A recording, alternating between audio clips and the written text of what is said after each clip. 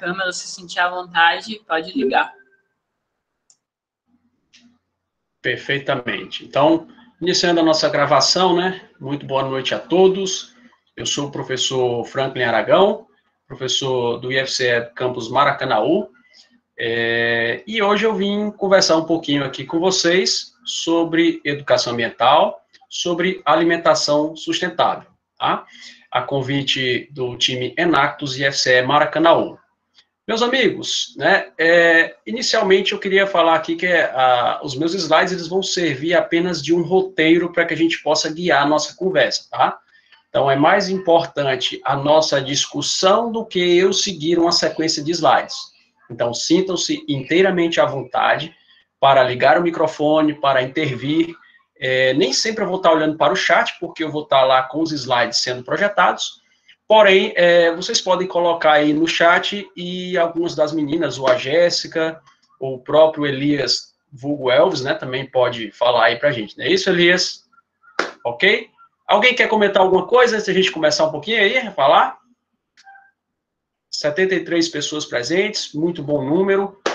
De antemão, agradeço aí a atenção dispensada a este cabeludo que vos fala, tá? Perguntas, comentários antes da gente começar a falar? Professor, só uma pergunta. Pois não, Rodrigo. Professor, o senhor vai abordar, assim, porque eu não olhei direito, assim, o folheto, né, mas sobre preservação ambiental e alimentação, é isso? Ou você vai falar sobre tecnologias de geração de energia limpa? Qual a diretriz que você vai seguir assim? Vamos lá, vamos dar um spoiler aqui, né, como a galera gosta de falar. Então, a gente vai falar sobre educação ambiental, conversar um pouco sobre os nossos hábitos cotidianos na alimentação e ver quais são os nossos hábitos que são sustentáveis, o que a gente pode alterar e quais são os impactos que a gente ocasiona com cada um desses hábitos. Por exemplo, com o hábito de comer carne. Professor, você vai mandar a gente aqui parar de comer carne? Não. A gente vai colocar algumas situações que podem minimizar o impacto ocasionado pelo consumo de carne. Ok, Rodrigo? Tá ok, professor. Então, vai seguir nessa diretriz, não é isso? Isso, perfeitamente. Então, fiquem à vontade para intervir. Mais algum comentário, pessoal? Perguntas? Então, vamos lá. Eu vou iniciar a projeção de slides. Peço a assessoria aí das meninas e do Elias para, em caso de perguntas no chat. Mas o mais importante é que os senhores, por favor, falem, né? A gente quer ouvir as vozes de vocês, porque fica chato só a minha voz aqui ecoando. Então, quero ouvi-los, quero escutá-los, tá bom? Então, conto com a colaboração de todos. Então, vamos lá, vou iniciar aqui minha projeção de slides. Vou colocar no formato PDF, porque dá menos erro, né? Então, só um minutinho, apresentar aqui uma janela. Escolher aqui o meu PDF. Compartilhar. Né? Só um momento. Me confirme só se está aparecendo aí, por favor, o slide em tela cheia. Tá sim, professor. Tá sim, professor. Ok, então vamos lá. Título da nossa conversa de hoje é Educação Ambiental e Alimentação Sustentável. Então, este professor que vos fala, já me apresentei, né? E aí eu gosto de falar um pouquinho sobre mim. É tão difícil a gente se descrever, mas a gente precisa saber com quem a gente está conversando, né? Então, você liga lá o YouTube, o cara aparece lá, alô, galerinha do YouTube, tudo bem com vocês? E se apresenta. Então, a gente precisa fazer um mecanismo um pouco semelhante aqui, né? Então, alô, galerinha do Google Meet, tudo bem com vocês? Então, vamos lá, quem sou eu? Então, eu sou formado em Ciências Biológicas pela Universidade Federal do Ceará, tenho mestrado e doutorado na área de Bioquímica e tenho pesquisado aí nos últimos anos na área de Ecofisiologia Vegetal. E, ultimamente, eu ganhei uma nova função aí, aqueles que me conhecem sabem dessa nova função que eu tenho, que tem tomado muito tempo, mas que tem me trazido muita alegria, né? Que eu sou o pai do Heitor, esse rapazinho que está aí, que os senhores estão vendo aí na foto. E ao lado direito aqui a minha esposa, Janaína, tá? Então, vamos conversar um pouquinho, vou querer ouvi-los. Bom, então vamos lá. Alimentação. Quando a gente fala em alimentação, a gente pensa em comer, né? Mas a alimentação, ela é voltada para manter as nossas funções vitais, né? Então, você precisa né, de todas aquelas biomoléculas que vocês já viram aí nas aulas de biologia, proteínas, carboidratos, lipídios, vitaminas. Então, a gente precisa adquirir os alimentos para manter as nossas funções vitais de crescimento, movimento, reprodução e manutenção das diversas funções do nosso corpo. Só que, pessoal, a alimentação, ela não envolve só isso. Ela é um processo de nutrição, mas também é um processo de cultura e saúde. A gente não só come para encher a barriga, a gente tem a alimentação como um ato de lazer, um ato de prazer. E aí, muitas vezes, isso implica em situações que prejudicam o meio ambiente, e aí nós vamos entender um pouco aqui como minimizar essas situações, tá bom? Bom, por muito tempo, quando a gente falava em alimentação, a gente pensava só em uma alimentação balanceada, né, que você não podia comer muito açúcar, tomar refrigerantes, comer gordura em excesso. Só que hoje a gente sabe que a alimentação, além de ser saudável, ela tem que ser sustentável, tá? O que é isso? A gente pensar no meio ambiente. Bom, já falo mais sobre a questão ambiental. E aí vamos para a situação nutricional. Eu olho para essa figura da esquerda, uma imagem extremamente bonita e colorida, né? E aí eu tenho diversos vegetais que me dão nutrição, né? Porém, quando a gente, né, quer reunir os amigos, o que a gente faz? Opa, tiramos 10 no seminário do professor Franklin, em tempos presenciais não pandêmicos. Pessoal, vamos lá para o shopping para poder comer uma pizza para comemorar, seja ela de calabresa, marguerita, 4 queijos, o que quer que seja. Mas a alimentação, ela é vista também como algo para se comemorar, para juntar os amigos, para ter aquela boa conversa, né? Vamos lá, a gente terminou o semestre, né? Então nós fomos todos aprovados, vamos fazer o quê? Um churrasco para comemorar. Então é um hábito cultural do brasileiro, um churrasco. E aí a gente sabe os impactos ocasionados, a gente vai conversar mais sobre isso, né, com a produção de carne, né? Para você produzir 1 quilo de carne, você consome, durante todo o processo produtivo, 17 mil litros de água aproximadamente, tá? E também ocasiona um imenso desmatamento, né? Então, são situações que levam a impactos no meio ambiente. Ah, pessoa, você vai deixar de comer carne? Calma aí, nós vamos conversar como comer essa carne e ocasionar um menor impacto. Eu estou só dando alguns spoilers, algumas conversas aqui iniciais, para que a gente possa discutir isso um pouquinho mais na frente. Bom, e aí antes de abrir a palavra para vocês, eu vou só definir a questão da sustentabilidade. Então, sustentar, defender, favorecer, apoiar, conservar. Então, o desenvolvimento sustentável, esse termo sustentabilidade teria derivado de desenvolvimento sustentável, que é aquele desenvolvimento em que nós vamos crescer economicamente, né? Contudo, nós vamos ter que fazer com que as gerações subsequentes também possam atender às suas necessidades, sejam elas de vestuário, de equipamentos eletroeletrônicos ou de alimentos, né? Então, nós temos que ter um consumo consciente. Então, é um desenvolvimento que não esgota os recursos para o futuro, ok? Bom, então, definindo, alimentação sustentável é uma alimentação que tem baixo impacto no meio ambiente e que tem uma relação positiva com a saúde. Então, não adianta ser somente sustentável, né, ter uma economia dos recursos naturais, se não me fornece saúde.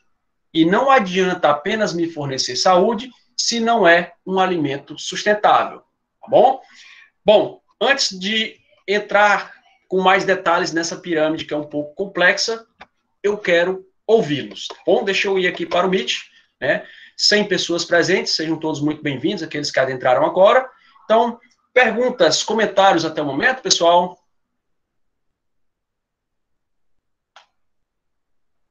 Tem bastante Professor, Pronto, Laila. Cindy, tu vai direcionando aí quem falou primeiro, beleza? Aí chama. Laira? Beleza. não, só estava comentando que teve um menino no chat que estava perguntando sobre opções de proteínas que não sejam proteínas animais. Proteína animal, no caso. Vamos lá. Aí vamos já falar sobre os vegetarianos, sobre os veganos, lacto-vegetarianos, mas enfim. de modo geral, a gente consegue obter uma boa nutrição proteica com vegetais, tá? Feijão, soja, lentilha, né, grão de bico. Porém, a gente tem que diversificar esses vegetais. Quando você come um pedaço de carne, normalmente ela te fornece todos os aminoácidos essenciais, aqueles que você precisa para a construção das suas proteínas. Quando você come, sei lá, o feijão, vão faltar alguns aminoácidos. Quando você come a ervilha, vão faltar outros. Então, o ideal para quem é vegetariano, quem é vegano, é fazer a diversificação e, mais importante, ter um acompanhamento nutricional. Muito cuidado, que hoje as pessoas vão para a internet e pegam lá o blogueiro da moda, manda você comer só feijão, você vai comer só feijão. Mas e aí? Aquilo tem que ser prescrito diretamente para uma pessoa, avaliando-se aí as suas necessidades diárias, se você faz atividade física ou não. Enfim, então as dietas, né, que devem ser prescritas por profissionais, elas devem ser realmente balanceadas e individualizadas. Ok, Lara? A gente vai falar um pouquinho mais daqui a pouco. Rodrigo, se eu não me engano, havia falado. Oi, professor. Só um comentário assim, Pois não, talvez fica à vontade. um pouco tosco, né? É porque carne hoje, em média, 1 quilo de carne está custando uns R$ 60, né? Então, não dá para comer carne todo dia, né? Ainda tem esse outro problema, né? Isso já é um problema social, né? É quase inviável você se alimentar com carne hoje por conta do custo, né? Então você acaba fazendo essa quebra, né? De inserindo ovos, peixe e outros alimentos industrializados que são mais em conta, né? Uma alimentação mais natural, né? Vegetais. Até isso tem um custo elevado e assim não dá para todo mundo conseguir ter acesso a esses alimentos. Aí, por essa razão, é mais viável comprar um industrializado aqui que custa R$ 2 e eu consigo saciar aquela minha fome que eu tenho naquele momento, né? Mas não necessariamente o não querer se alimentar de frutas seria questão financeira. Então, muitas pessoas acabam adotando uma alimentação sustentável por uma questão social, como você bem colocou, Rodrigo. Então, isso tem auxiliado, né, nesse processo.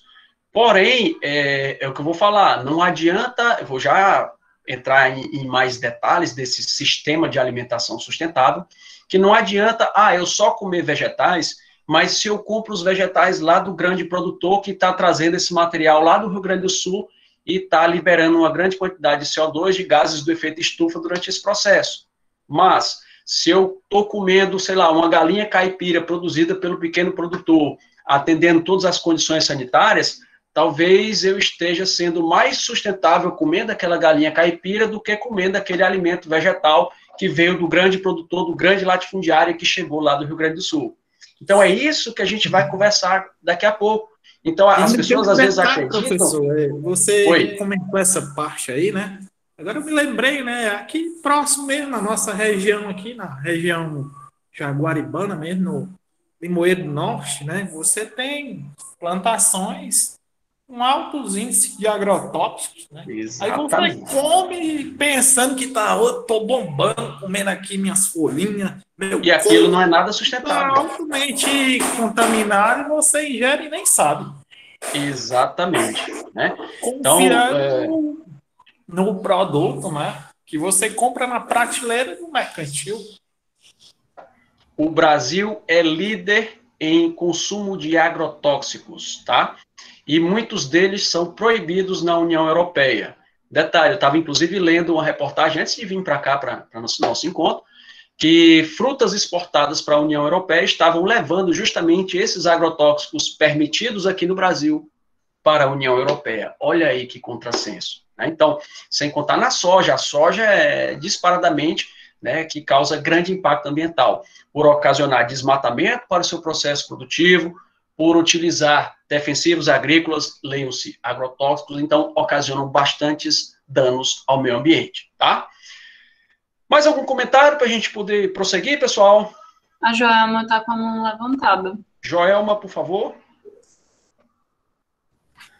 Oi, gente, boa noite. Na verdade, você... Joelma. Oi, estão me ouvindo? Perfeitamente. Professor, eu iria complementar, mas aí acabou que o senhor e o Rodrigo falaram o que eu ia dizer a respeito, né, da questão também do impacto no solo. O senhor iniciou, né, falando sobre a questão do alimento e sobre o impacto no meio ambiente, principalmente na fabricação de carne, que se utiliza muita água, mas os alimentos, no geral, eles geram muitos impactos, não só na questão da água, né, mas também no próprio solo. E aí o senhor também falou a respeito dos gases de efeito estufa, né, que a gente às vezes não tem a dimensão de como os alimentos, para chegar nas nossas residências, geram todo um impacto ambiental, né, dentro desse processo da cadeia produtiva. E eu achei bem interessante realmente o tema, porque geralmente quando a gente fala em alimentação saudável ou sustentável, muitas vezes, pelo menos eu, né, faz uma analogia aos alimentos orgânicos, mas a forma como esses alimentos eles eram retirados da natureza, muitas vezes não é comentado, né? Muitas vezes não é discutido, e aí foi muito importante o senhor ter tocado no assunto, né? Os demais aí complementaram sobre essas questões mesmo do impacto ambiental em si, não só na água, mas também no solo, na questão também da vegetação, e também reforçando, né, que o Brasil ele é líder mundial no uso de agrotóxicos, pelo menos nisso o Brasil é o primeiro, o que é um retrocesso gigante, né, gente, inclusive, alguns meses teve aí, na calada da noite, umas aprovações na Câmara para continuar sendo usado, né, usado agrotóxico no Brasil, queria até mudar a nomenclatura, o que é um absurdo, né? Então, era isso, professor. Pode continuar aí, tá muito interessante. João, obrigado pelo complemento. Então, é realmente essa temática que a gente tem que discutir muito aqui, né? E acabar com aquela ideia que as pessoas têm um preconceito em relação aos vegetarianos, aos veganos. Se você olhar, a essência do nosso prato é vegetariano. O prato do brasileiro, arroz, feijão, um tomate, uma batata doce, isso é vegetariano e é vegano. E aí? Qual o problema nisso? Mas o cara que come carne vê isso com maus olhos. Bem, nós vamos discutir um pouco mais isso mais para frente, tá? Oi, alguém falando? Não, só para dizer que no chat, inclusive, falaram disso, que existe um mito aí, né, também, que ser vegano exige um alto custo. Só que pelo contrário, né? Justamente, qual é o tipo de veganismo, né? Porque se a gente passar a comprar todos aqueles itens que existem, manteiga vegana, todas as coisas com o selo vegano, vai se tornar caro. Mas existem muitas formas, né, de você consumir, você ser vegano, gastando bem menos, você considerando o preço das carnes, né, hoje em dia. Exatamente, Jéssica. Bom, então eu vou entrar numa parte um pouco mais técnica agora, tá? Para que a gente possa discutir mais a fundo esse tema. Então, a gente fez uma introdução, a gente escutou vocês, e aí eu estava estudando muito para conversar aqui com vocês, e me deparei com esse trabalho de Martinelli e Cavalli, que fala sobre sistemas de alimentação sustentáveis. É um trabalho de 2019, tá? Bom, a gente está falando só em alimentação sustentável, eu não ia colocar no título sistema de alimentação sustentável. Mas o que consiste o sistema de alimentação? A alimentação não é só o produto final que você vai comer, mas como esse produto chegou lá para você comer, tá? E aí, nessa pirâmide, nós vamos ver uma escala de alimentos mais sustentáveis embaixo, na base da pirâmide, e alimentos menos sustentáveis em cima. Então, como é um sistema, envolve a produção, o processamento, a comercialização e o consumo. Eu não vou detalhar essa pirâmide, vou falar alguns pontos como exemplo, tá? Então, vamos lá, processos de produção. Então, vamos imaginar aquela questão da carne que a gente falou, né? Animais criados soltos seguindo práticas agroecológicas. Então, um pasto que cresceu naturalmente com plantas nativas, né? Um boi que foi rastreado, que tem o seu acompanhamento do seu ciclo de vida. que tem um sistema de criação que não envolve maus tratos. Nós não vamos discutir essas situações que fogem um pouco aqui do contexto da nossa discussão, tá? Mas são sistemas que não usam antibióticos, não usam venenos para matar os carrapatos, então são sistemas mais sustentáveis. Por outro lado, eu pegar lá em cima, né, um sistema, né, com animais confinados, com um ciclo de vida extremamente curto, que eu vou aplicar um antibiótico, que eu vou aplicar um hormônio para que ele cresça rápido em pouco tempo, então eu vou ter, por outro lado, lá em cima, ó, aqui na escala, um sistema de produção bem menos sustentável. Tá? Da mesma forma para os vegetais, os sistemas agroecológicos, você consegue produzir os seus vegetais juntamente com a floresta intacta. Então, é um sistema mais sustentável. Lá em cima, por outro lado, os sistemas convencionais, que o cara desmata tudo, limpa o terreno, entre aspas, tocando fogo, e então faz o plantio com um sistema de irrigação extremamente rudimentar, gastando água excessivamente. Então, um sistema altamente não sustentável, tá? Bom, vamos para o processamento. Então, se eu como alimentos frescos, sem processamento, eu retirei ali, comprei da feira mais próxima, do pequeno produtor, então isso é altamente sustentável.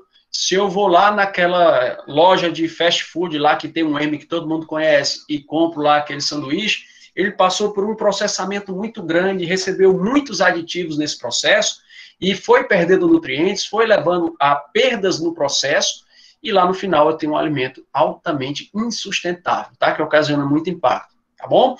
Bom, comercialização. Então, nós temos que tentar comprar do pequeno agricultor, da agricultura familiar, das cooperativas, da feira próxima da nossa casa. Por quê? Porque se eu compro dos grandes supermercados, eles financiam grandes latifúndios, né? Então, imagine, sei lá, um supermercado aqui no Ceará, e ele compra por um preço muito baixo, porque ele produziu, sei lá, vamos colocar lá no estado de São Paulo, tomate. Só que aí eu vou olhar que tinha um cara aqui do lado produzindo um tomate, que para esse tomate chegar no supermercado, ele não gastou combustível, ele não emitiu CO2, ele teve um impacto ambiental muito menor. Então, comprar do pequeno produtor, comprar das feiras livres, eu minimizo esse impacto ambiental. Então, vejam, quando eu estava falando que se alimentar de vegetais, a pessoa muitas vezes acha que é um processo sustentável, não necessariamente. Se eu compro no grande supermercado, se eu pego, que mais? Eu compro no grande supermercado, eu pego alimentos que não são orgânicos ou que tiveram um processo de produção com uso de defensivos agrícolas, então eu não estou sendo nada sustentável. Por outro lado, se eu estou lá embaixo aqui, comendo aquela galinhazinha caipira, né, que foi produzida pelo pequeno produtor, aquele tomate do pequeno produtor, aquela verdura, aquela fruta que eu comprei naquela feira próxima à minha casa, eu estou sendo muito mais sustentável. Então, nós temos que tentar andar na base dessa pirâmide aqui. É claro, a grande maioria da gente vai estar aqui na região mediana. E também vamos alternar. Ora nós vamos comprar no supermercado, ora nós vamos na feira livre próxima à nossa casa. Por exemplo, aqui tem uma feira próxima à minha casa, na Cidade 2000, que funciona somente às sextas. Então, se eu estiver precisando de algum vegetal aí no meio da semana, eu tenho que recorrer a outras alternativas, tá? Bom, e aí, com relação ao consumo, né, preparações culinárias com ingredientes diversificados, ingredientes regionais, ingredientes da época, tá? As frutas e verduras da época. Depois, aí você vai subindo aqui, refeições industrializadas, e por último, lá os fast foods, que a nossa vida cotidiana nos faz utilizar. Então, você está sem horário para nada, você passa ali naquela loja que tem um Mzinho que vocês conhecem, no seu carro, com o carro ligado, emitindo CO2, e lá numa fila quilométrica esperando para comer o seu sanduíche. Então, você está sendo altamente insustentável. Então, essa aqui é uma escala dessa sustentabilidade, tá bom? Bom, para mostrar mais esse slide e volto para conversar com vocês. Então, com relação à carne, tá? De modo geral, isso aqui é uma média de todo o processo produtivo. Alguns números do INPA dizem que 80% do desmatamento da Amazônia brasileira deve-se à pecuária. E alguns números com relação à energia e água, tá? Então, quanto custa 1 quilo de carne? Então, isso aqui é da Sociedade Vegetariana Brasileira. 10 mil metros quadrados de floresta desmatada. 98% seria a economia de água para produzir a mesma quantidade de feijão.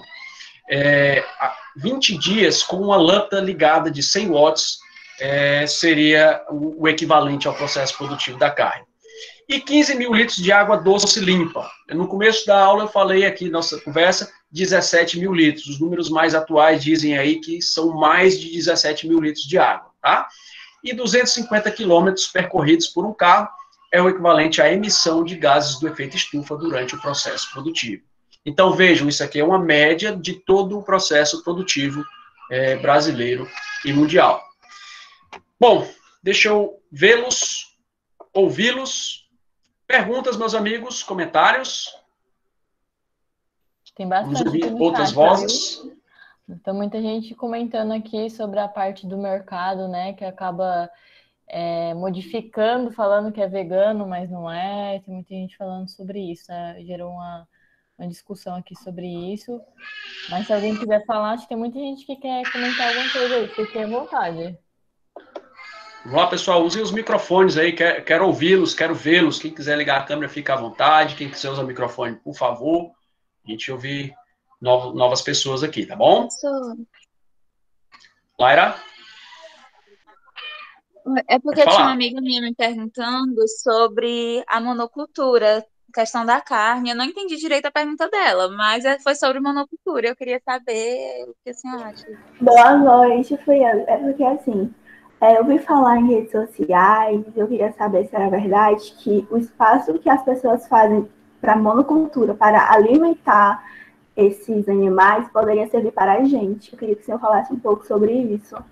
Vamos lá. O processo de produção de carne, gado confinado, né? Então, os grandes produtores de carne, eles vão utilizar soja, né, milho, para alimentar esses animais. Dificilmente eles vão para um pasto natural, sustentável, com plantas nativas. Então, e para produzir essa soja, esse milho, eles fazem o desmatamento. Pegam áreas que tinham biomas preservados anteriormente, retiram tudo, né, deixam o solo totalmente descoberto, fazem a devida correção, adubação, aplicação de fertilizantes, de pesticidas defensivos agrícolas, então, e posteriormente plantam lá a soja, né, plantam o milho para alimentar esses animais. Então, você promove o desmatamento para produzir ração para esses animais.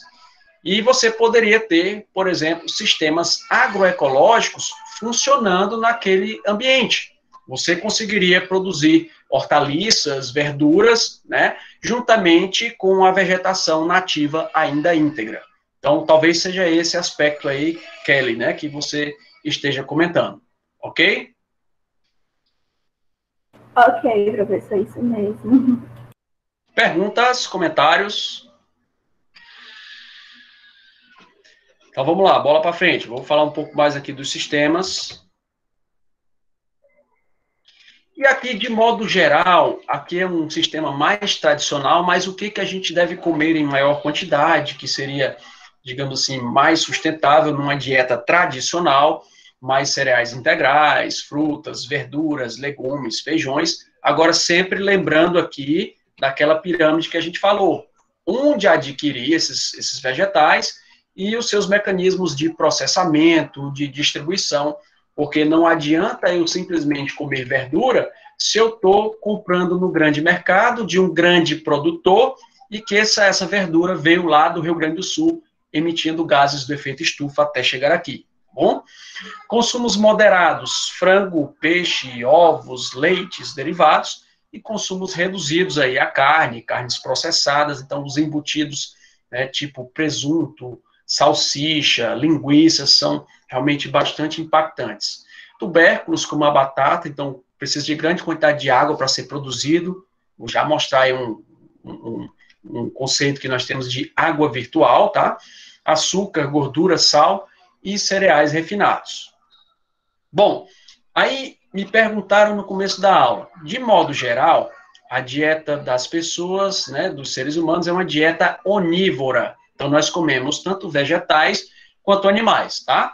E aí, as outras dietas, os vegetarianos comem somente vegetais, e posteriormente surgiram as variações, tá?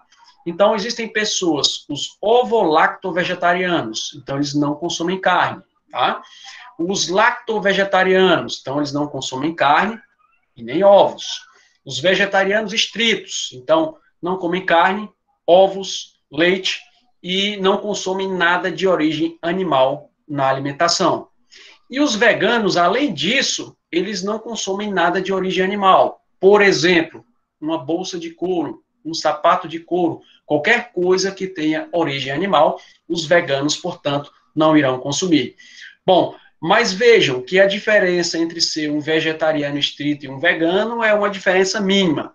Então, algumas pessoas consomem, que são veganas, consomem aqueles produtos apenas se tiverem os selos de certificação dos veganos. Mas, como eu disse, se a gente olhar aí de modo geral, a nossa alimentação acaba sendo bastante vegetariana e bastante vegana. Como o próprio Rodrigo comentou, devido às condições sociais hoje, a gente tem comido cada vez menos carne e ido para alimentos bem mais sustentáveis, né, que ocasionam menor impacto. Comentários, perguntas? Professor, nenhuma pergunta até agora, viu? Beleza. Então, eu vou avançar um pouco mais, qualquer coisa é só chamar aí, galera. Bom, então vamos lá, alguns números aí para a gente ficar ciente.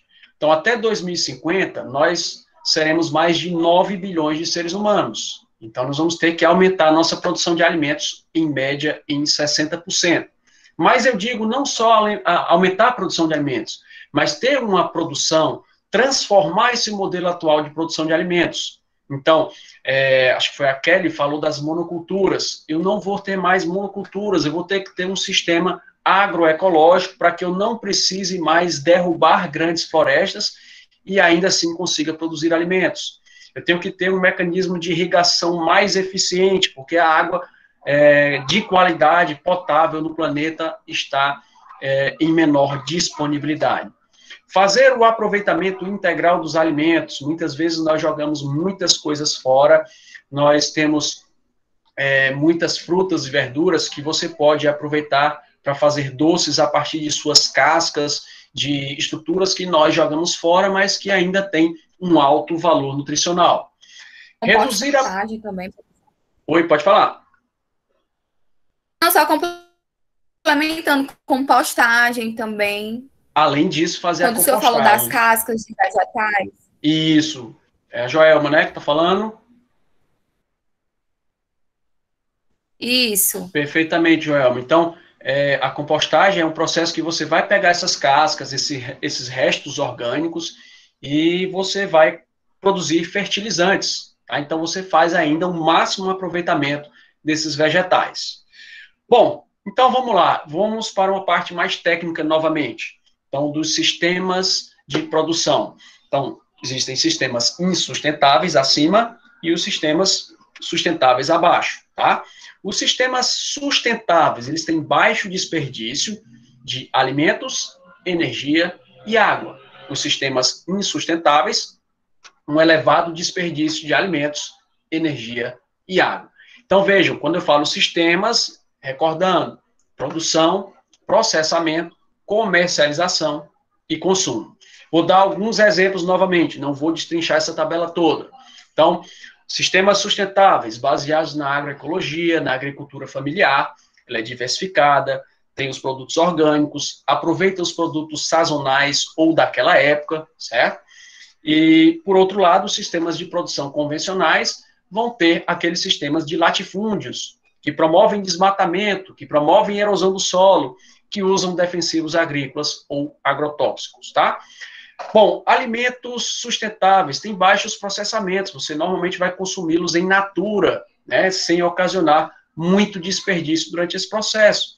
Os alimentos processados recebem aditivos, recebem gorduras trans, né, perdem seu valor nutricional e há uma grande perda durante esse processo de transformação. Bom, cadeias de comercialização, aí onde nós podemos intervir facilmente no nosso cotidiano.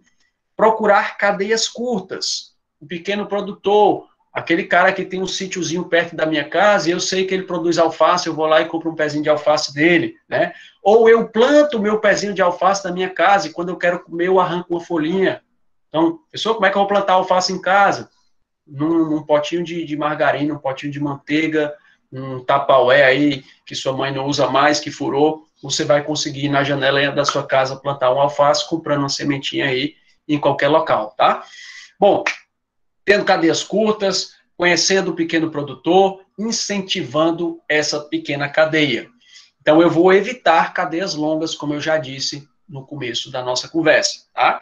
E o consumo? Então, eu vou buscar alimentos frescos, frutas da época, tá na época da manga, eu vou procurar a manga, tá na época do caju, vou procurar o caju, tá? Então, utilizem-se das frutas da estação, as verduras que estão sendo produzidas naquele momento, né?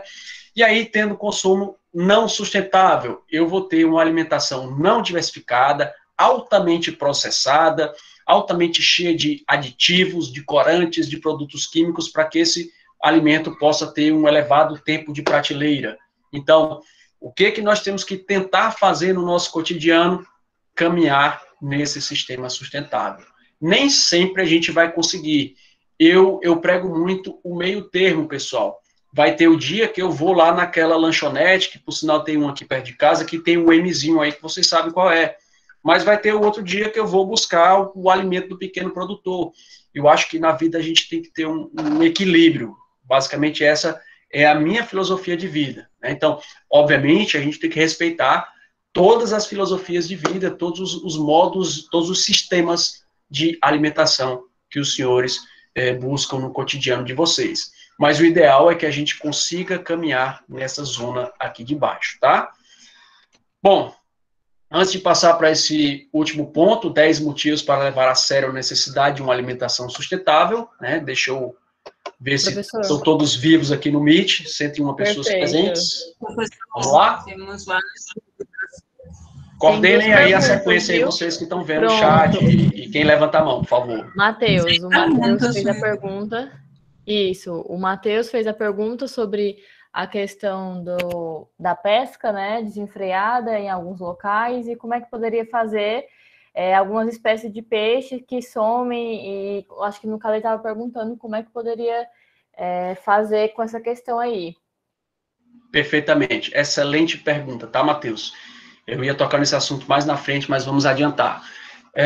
Pessoal, eu vou deixar de comer peixe? Não, mas vou buscar estratégias mais sustentáveis.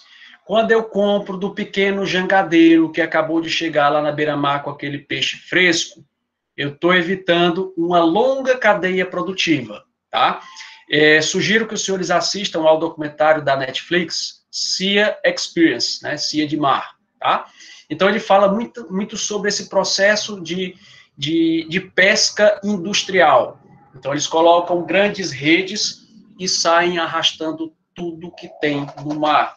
E aí eles chamam aquilo que é pescado, que não tem interesse econômico, de pesca acidental. Como assim acidental? Tu passou uma rede, arrancou tudo e foi um acidente?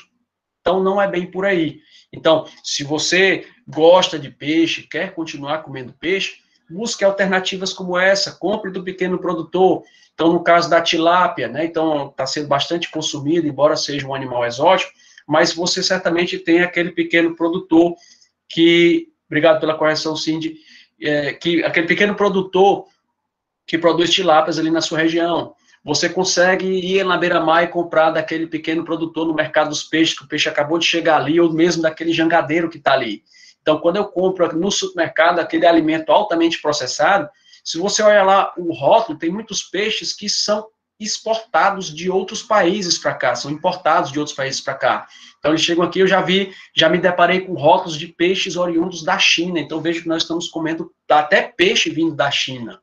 Então, quer continuar comendo o seu peixe? Então, vá para uma estratégia um pouco mais sustentável e compre daquele pequeno pescador ali, que certamente ele vai ser menos impactante ao meio ambiente, tá bom?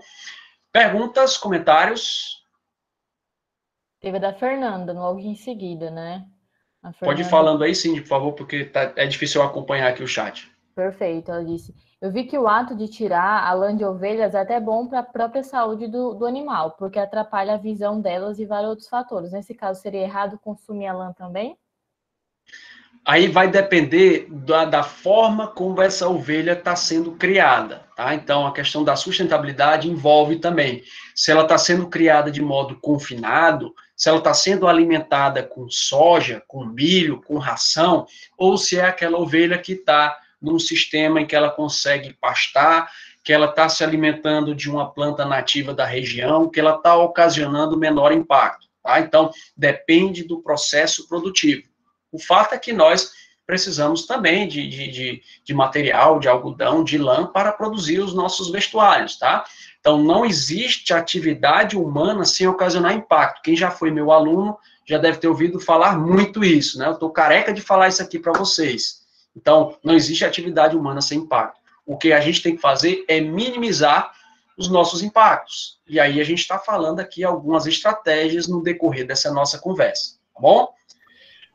Mais Perfeito. perguntas, comentários? Tem o da Clara aqui também, ó, e dá para dar continuidade depois desse dela.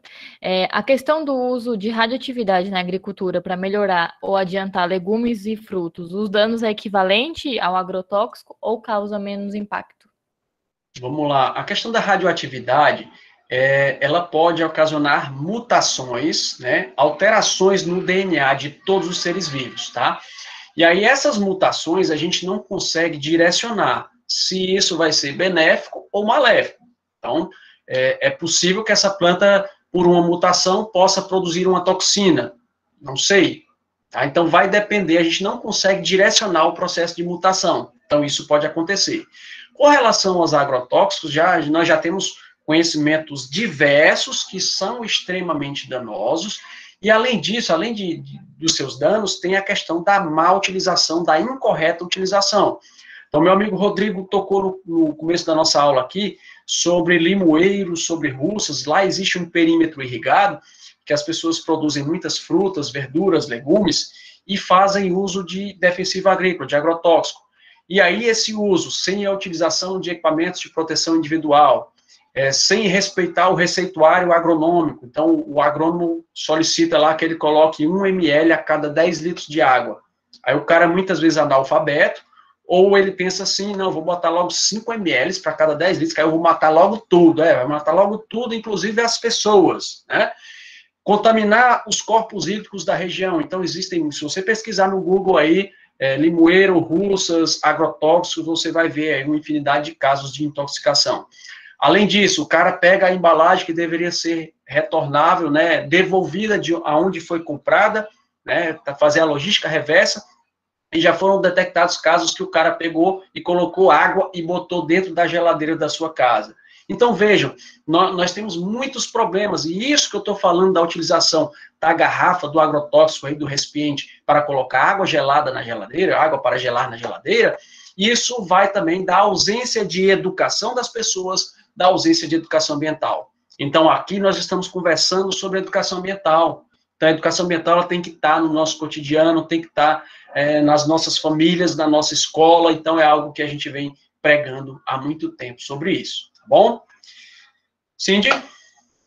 Tem, só dando continuidade ainda esse tema, Franklin, para a gente finalizar realmente essa parte, tem a Maria Sabrina perguntando se, dando um resumo do que ela escreveu, se tem como a gente ajudar os pequenos agricultores, né?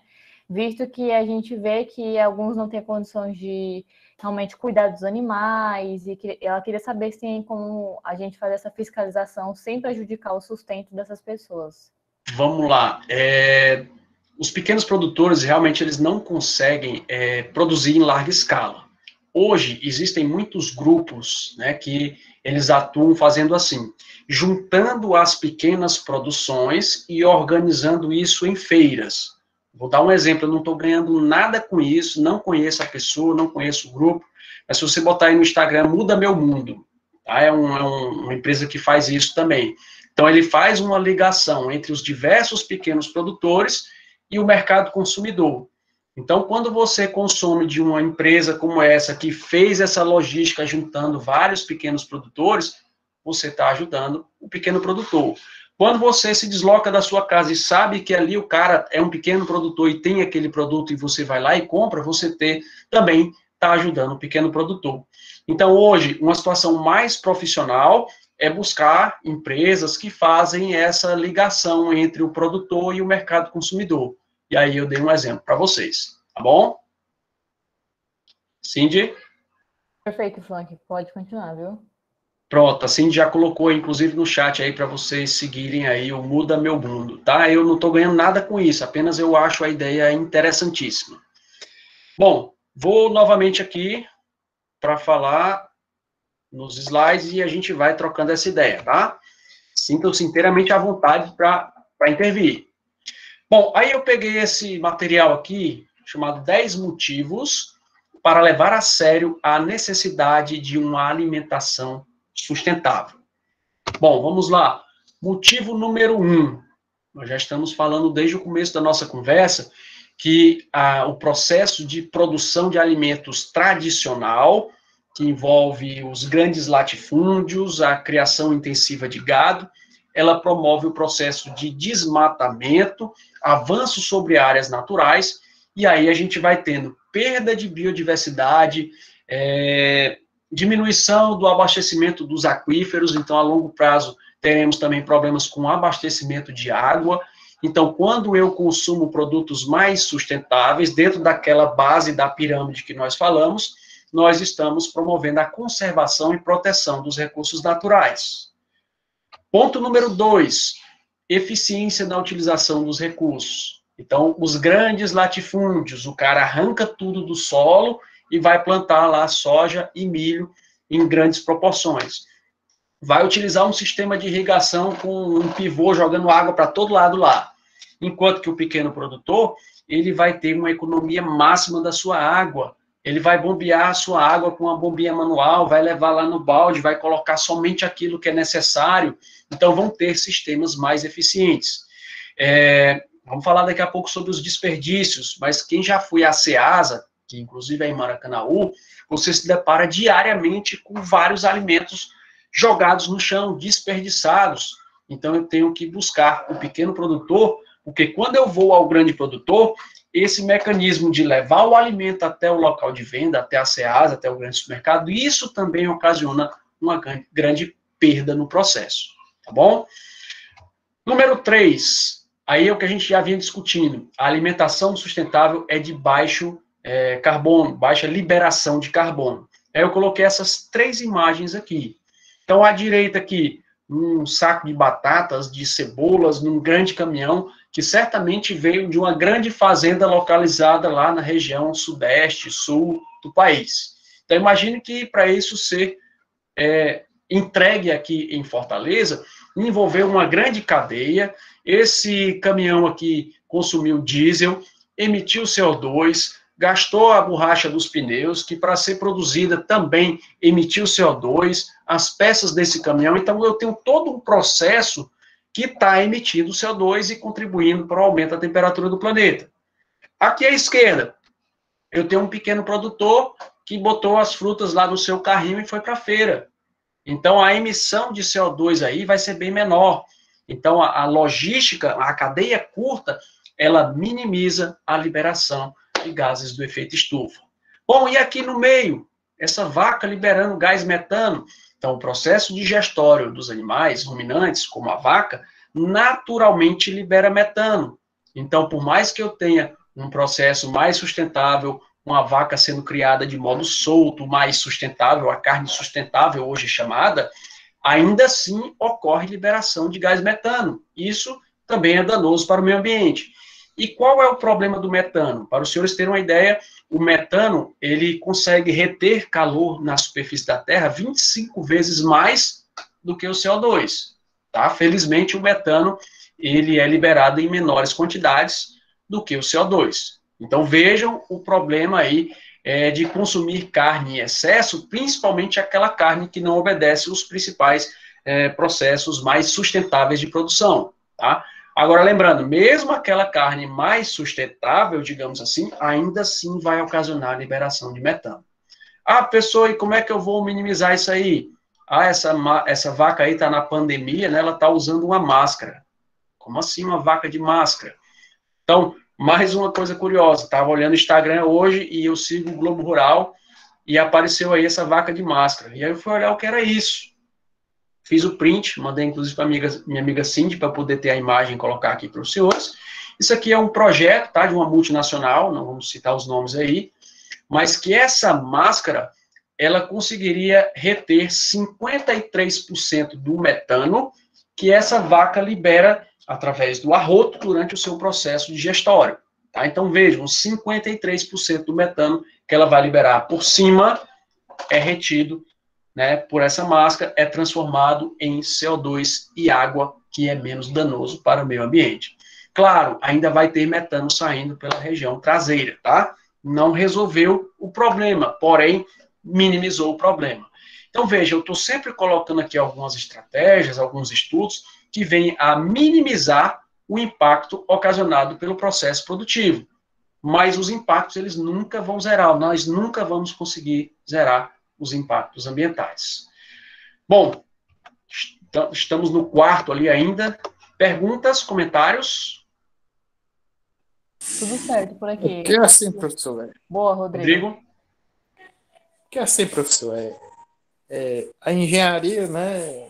O professor gosta de comentar para a gente, né, nas aulas, que a engenharia é um cobertor de pano curto, né? Você cobre uma parte do corpo e descobre a outra parte, né? Aí é desse jeito também o problema, né? Você dá uma melhoradazinha aqui, mas não consegue corrigir por completo, né? Então fica sempre nesse meio termo. Resolve aqui uma parte e aparece outro problema, né? Nunca consigo deixar 100%. E aí, Rodrigo, se a gente for querer ficar 100%, a gente vai acabar ficando doido e, infelizmente, a gente não vai conseguir. Isso aí eu afirmo para você com total certeza. A gente não vai conseguir ser 100% sustentável. Professor, então, diga, Joab. Seguinte, o uso dessa máscara você sabe me informar se já foi usado há um determinado tempo, se tem algum efeito colateral na vaca, alguma coisa assim? Ele ainda está sendo estudado, tá? Então não está sendo ainda implementado no processo de produção das indústrias produtoras de carne. Então ainda é um estudo da Cargill junto com outros grupos multinacionais aí, mas ele ainda não foi implementado em larga escala. Tá? Ainda é um piloto. Se for assim um sucesso, né, é uma coisa bem interessante, porque demais. Como o senhor nas suas aulas, questão do impacto ambiental, uma boa parte do metano, do gás metano, são justamente da flatulência da respiração e flatulência das vacas, não é isso? E também das ovelhas, né, que a gente já conhece. Isso, exatamente. O senhor falou isso aí em uma das suas aulas. Isso é bem interessante. É uma coisa assim, bem simples, né? Entre aspas, mas tipo, que precisa muito de estudo para desenvolver um negócio desse, né? Com certeza. E aí é onde está a ciência. A gente não deve esquecer a ciência nunca, né? Principalmente nos tempos atuais, de impactos ambientais, de pandemia, né? Que a própria pandemia está correlacionada aí aos impactos ambientais em virtude do desmatamento, tá? Então, é isso, Joab. Então, procurar estratégias para minimizar. Então, quanto mais a gente minimizar, melhor. A gente não vai conseguir zerar e a gente vai ficar doido se a gente ficar pensando que eu vou zerar os impactos. Eu não vou conseguir, tá? Então, é isso que eu quero conversar com vocês. Como a gente minimizar esses impactos. Bom, vou voltar aqui, vou avançar um pouco mais e já retorno para conversar com os senhores. Alimentação sustentável é socialmente justa. Meus amigos, essa foto aqui é de um projeto que foi desenvolvido pelo time Enactus e FCE Maracanaú, junto a uma comunidade de agricultores, né, que fica em Maracanaú, né, no bairro chamado Alto da Mangueira. Então, a alimentação sustentável evita que essa senhorinha aqui, se eu não me engano era a dona Luísa, ela vá buscar um emprego longe da casa dela.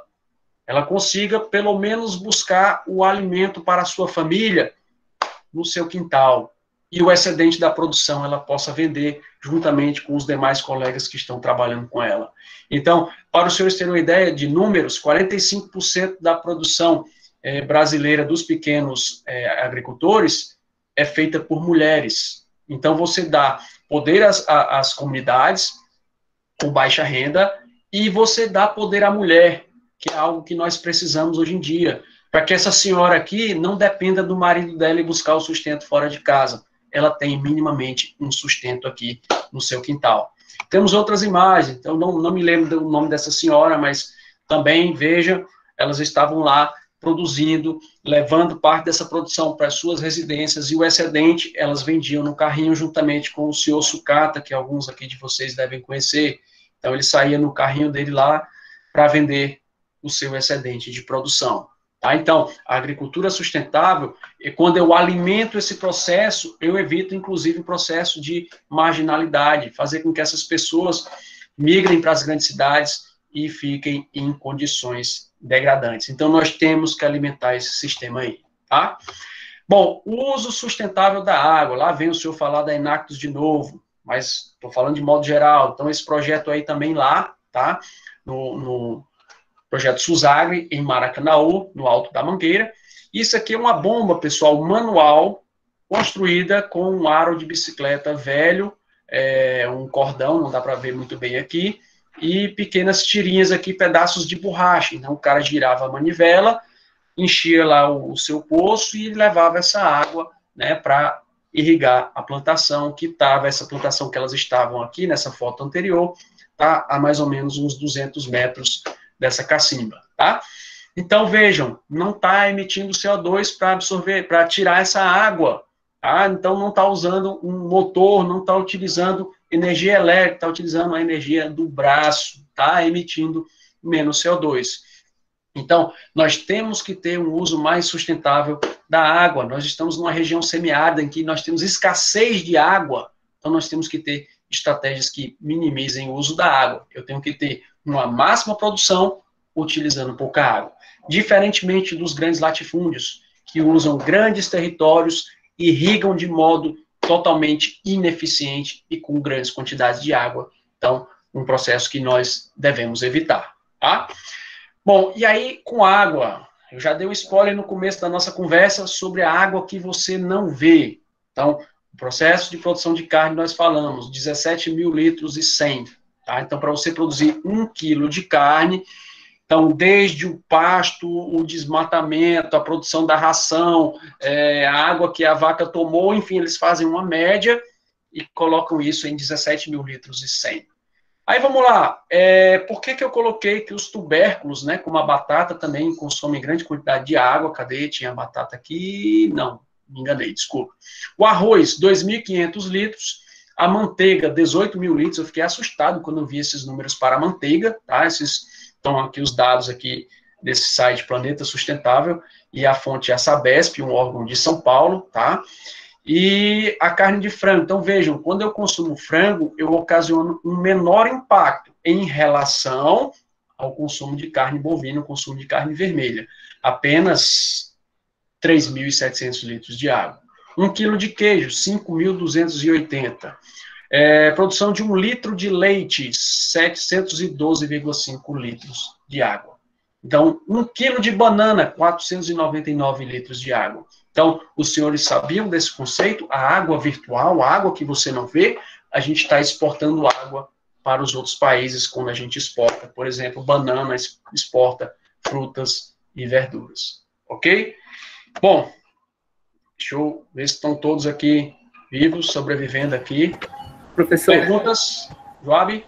A questão da água, você está falando do uso sustentável. A própria natureza não ajuda a gente com isso, a questão do ciclo da água? Vamos lá. O ciclo da água, então, a água que está no nosso planeta, a quantidade é a mesma desde que ele foi formado há 4,5 bilhões de anos. O que está mudando? A sua qualidade e a sua disponibilidade, fruto do mau uso, da má gestão. Então, quando você lança esgotos em corpos hídricos, você inviabiliza o uso daquela água, ou para você tratá-la, você vai ter que utilizar uma grande quantidade de produtos químicos, e isso se torna menos sustentável. Então, o que está mudando realmente é a disponibilidade e a qualidade daquela água. Então, a água realmente ela está circulando, mas aí eu tenho que ter estratégias para ter uma maior eficiência para manter a qualidade dessa água. Ok, Joab? Sim, entendi.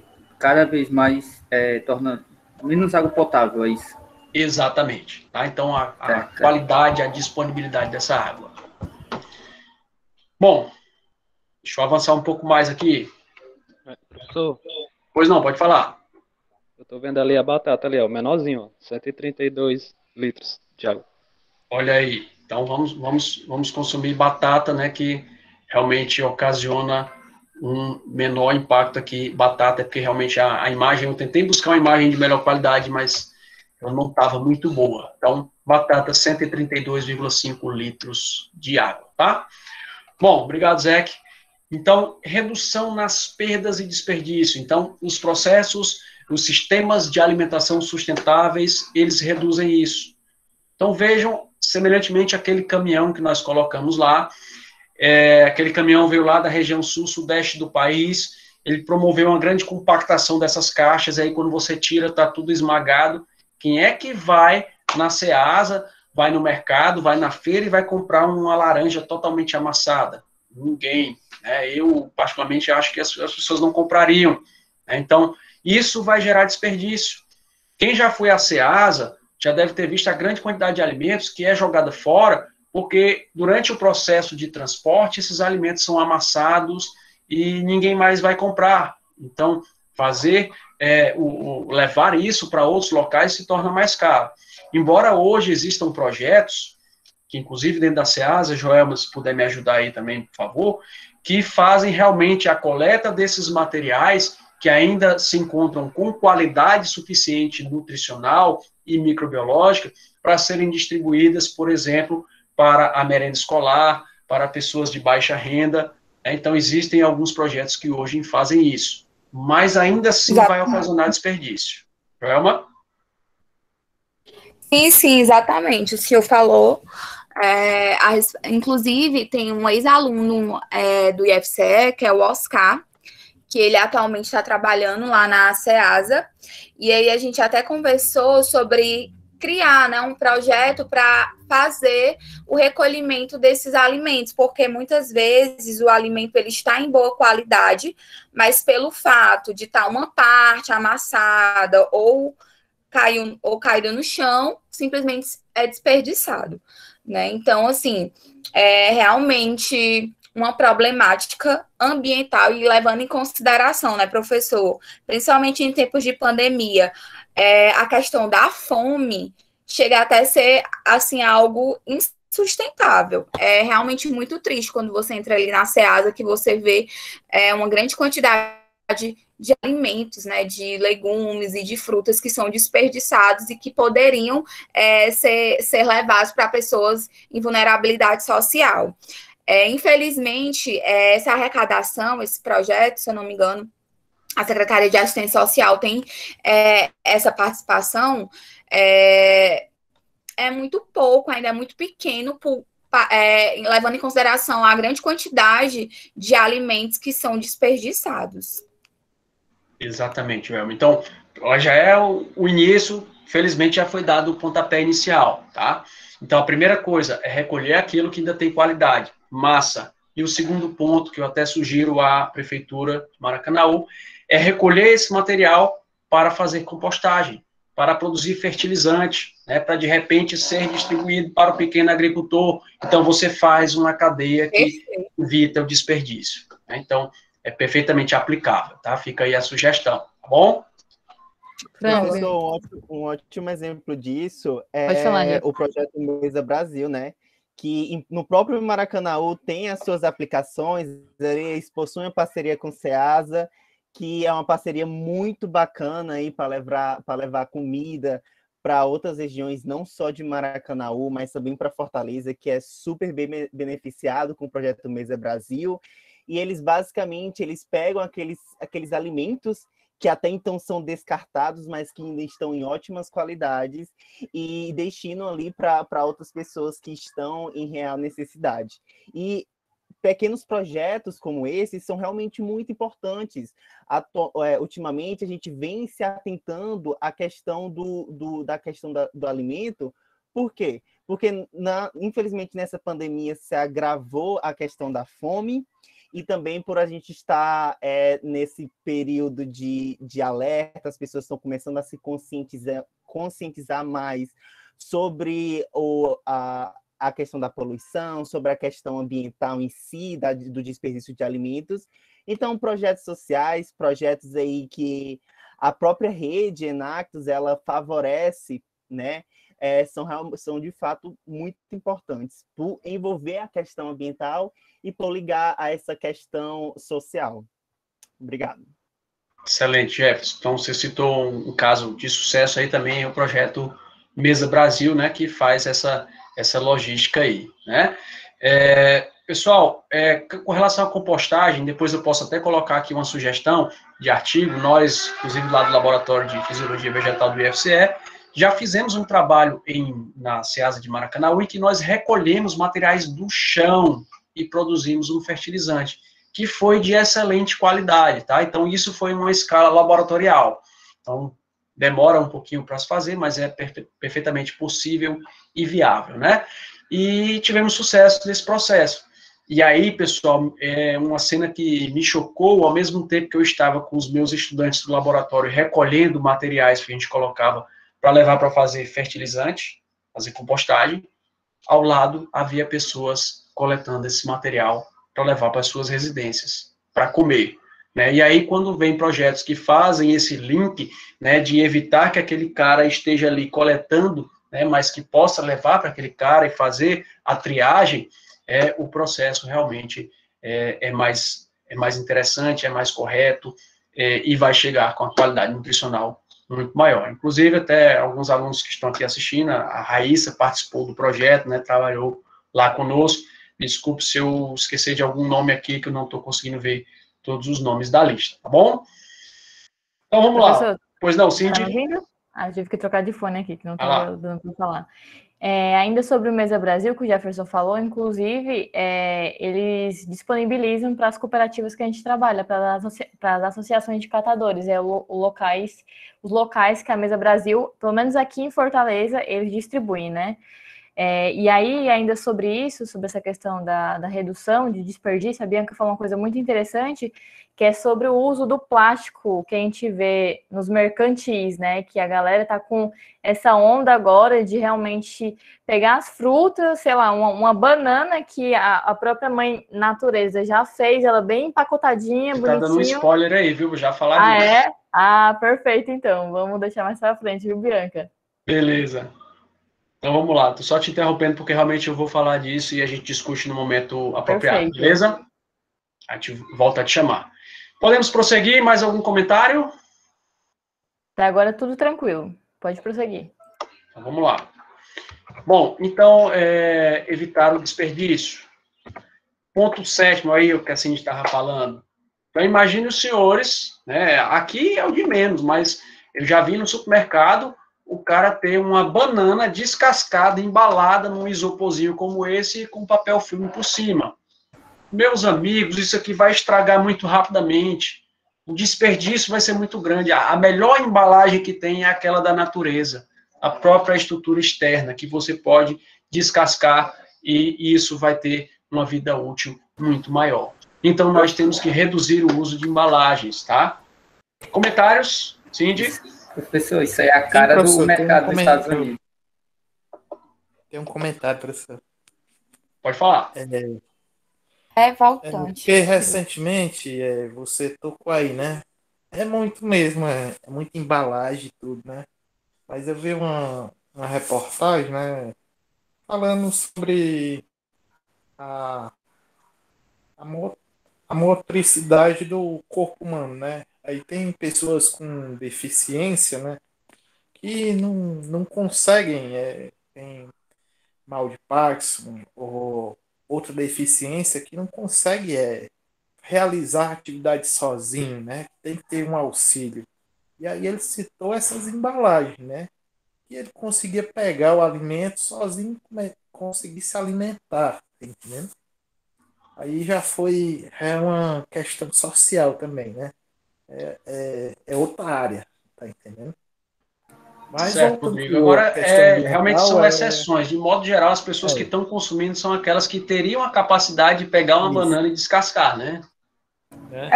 Nesse caso aí não justifica, né, professor? Justificativa, tá entendendo?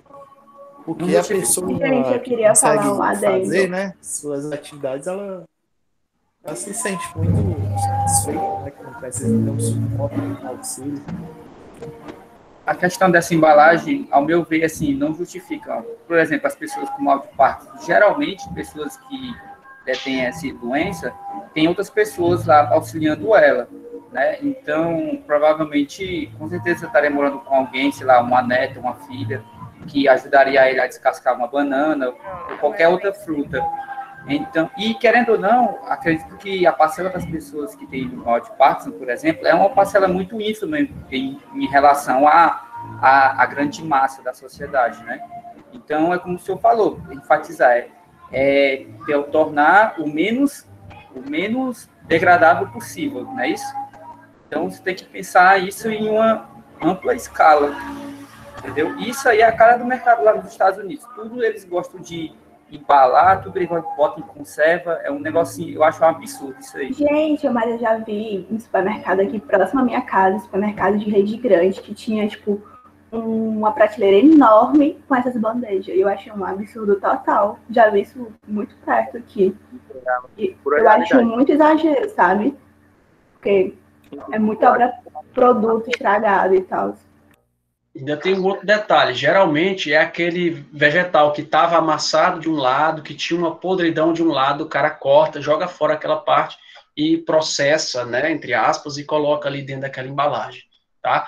Só que quando você pega um tomate, por exemplo, e ele está fungado, né, na parte superior, aquilo é o que você está vendo, mas o conjunto de hifas, o conjunto daquele fungo está penetrando profundamente, liberando toxinas no fruto, né? O tomate é um fruto, e você, por mais que retire aquela camada superior, as toxinas estão ali dissolvidas. Então, muito cuidado quando os senhores forem comprar bandejinhas como estas aí, tá bom? Tem a questão social, como o Rodrigo comentou, né? De pessoas que precisam, mas quem não precisa, vamos tomar cuidado com isso. Eduarda? Só essa questão das bandejas, né? Realmente, assim, nem todo mundo tem condição de ter uma enfermeira dentro de casa e também nem todo mundo tem condição de que a filha ou algum parente fique em casa, porque as pessoas precisam trabalhar. E essa questão de você produzir para a maioria é um dos grandes descasos que acontece, porque você está falando que produzir para a maioria, você está ignorando todas as minorias que precisam, por exemplo, de uma calçada com acessibilidade. A maioria das pessoas não tem deficiência, mas é um direito dessas pessoas de que elas têm de conviver no mesmo ambiente que nós temos. Então, você vir com essa ideia de que você não tem que produzir para a minoria, de que você tem que produzir para uma maioria, é um grande problema você pensar isso, porque você está excluindo essas pessoas. Óbvio que eu não estou falando desse problema em si, mas quando você vai trabalhar, principalmente quando a gente está falando de ambiental, que a gente trabalha com o social junto, a gente tem que pensar em como é que a gente vai trabalhar isso sem excluir essas pessoas, porque produzir para a maioria, fazer alguma coisa só para a maioria, nunca vai ser uma solução boa, inclusive. Perfeitamente, Eduardo. Então, realmente, atender essa minoria, tá? E isso é importante, mas aí a gente fala que a grande maioria que não necessita deve evitar. Então, digamos que você vá ao supermercado e tem essa bandeja lá processada, sim, mas você não necessita desse serviço, você vai consumir o produto in natura, íntegro, normal, para você descascar e processar em casa. Claro, eu já ia comentar isso aí. Vai produzir aquilo ali sim, para a mas minoria. eu não estou falando só especificamente desse caso. Não, de modo geral, calçadas, acessibilidade, isso é bastante importante, a gente tem que colocar no nosso cotidiano, atender também as minorias. Só que, no caso, a Eduarda está exemplificando coisas assim, eu acho que não está muito relacionado. Eu estava falando na questão de resíduos, entendeu? Como dizem, o plástico é um dos piores inimigos da natureza, né? E você tornar comercializar as frutas e as verduras dessa maneira, em longa escala, de forma geral, sei lá, 90% das frutas são vendidas assim, porque atende as minorias e as maiorias. Eu acredito que não seja algo inteligente a se fazer. Não, em questão da conservação ambiental. Eu estou falando da questão de... Gente, você falou vendo vocês dois falando aí, eu acho um momento legal, é isso que vocês estão fazendo, é uma discussão muito legal que nem está rolando no bate-papo, mas aí para a gente também deixar o professor falar e ele dar continuidade nesse tema e no geral uma discussão a par, eu acho que dá para a gente ir comentando no chat e controlando por lá, enquanto o professor ele também dá continuidade no tema. Pode ser? Sim, perfeitamente. Perfeito, Joab. Obrigada, viu, pela troca, Joab e Eduarda, viu? O professor, ele consegue dar essa continuidade.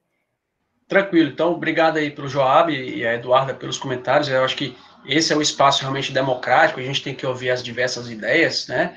E assim, o que eu particularmente prego é que cada um vai saber onde vai minimizar os seus impactos, tá? Então, se o Joab acha que não utilizar aquilo vai ser legal, massa, né? Então, por outro lado, a Eduarda pode minimizar os seus impactos em outro ponto. O ideal é que a gente consiga minimizar, né, em vários setores, mas, de certo modo, vai chegar um momento que a gente não vai conseguir, naquela sua necessidade específica, minimizar o impacto, e então, meu amigo, você vai ter que consumir, tá bom? Então, vamos fazer esse gerenciamento na nossa vida geral, beleza?